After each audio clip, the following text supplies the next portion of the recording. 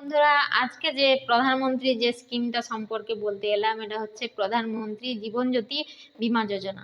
চলুন তাহলে আজকে জেনে নিই এই বীমা যোজনাটা কারা করতে পারবেন, কোথায় গেলে করতে পারবেন, কি শর্ত আছে বিমাটা করার জন্য, আর কি উপকার পাবো আমরা এই বিমাটা করলে।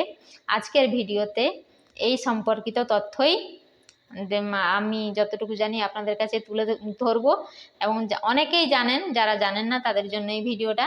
অবশ্যই ভিডিওটি শেষ হলে দেখে নিজেদের মতামত জানাবেন। ভিডিওটা ভালো লাগলে লাইক করে দেবেন এবং শেয়ার করে দেবেন বাকি বন্ধুদের জানানোর জন্য। চলুন তাহলে জেনে নিই এই প্রধানমন্ত্রী জীবন জ্যোতি বীমা যোজনা সম্পর্কে। আগের ভিডিওতে আমি আপনাদেরকে বলেছি জীবন সুরক্ষা যোজনা, এই ভিডিওতে আপনাদের কাছে তুলে ধরবো প্রধানমন্ত্রী জীবন জ্যোতি বীমা যোজনা, যেটা ওই দুটো, ওই যে বললাম দুটো যোজনার ভিতরে ফারাক আছে। আগের যে জীবন সুরক্ষা ছিল সেটার মূলত অ্যাক্সিডেন্টের ক্ষেত্রে যদি কেউ মারা যান তাহলে সেটাই সুরক্ষা বীমা যোজনার লাভ পরিবারের মানুষরা পেতে পারতেন।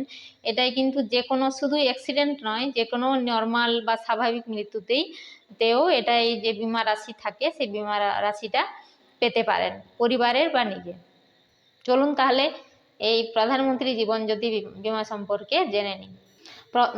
আগে জেনে নিই যে এই বীমা যোজনা, প্রধানমন্ত্রী জীবন জ্যোতি বীমা যোজনাটা কারা, বয়স সীমাটা কত।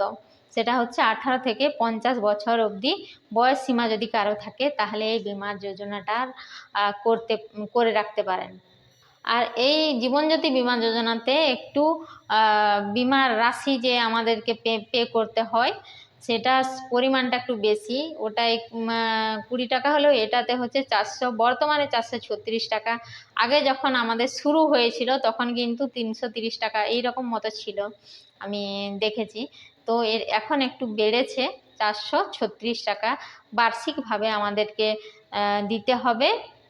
আর এটাতেও কিন্তু সেভিংস অ্যাকাউন্ট থাকতে হবে যারা করবেন বিমাটা।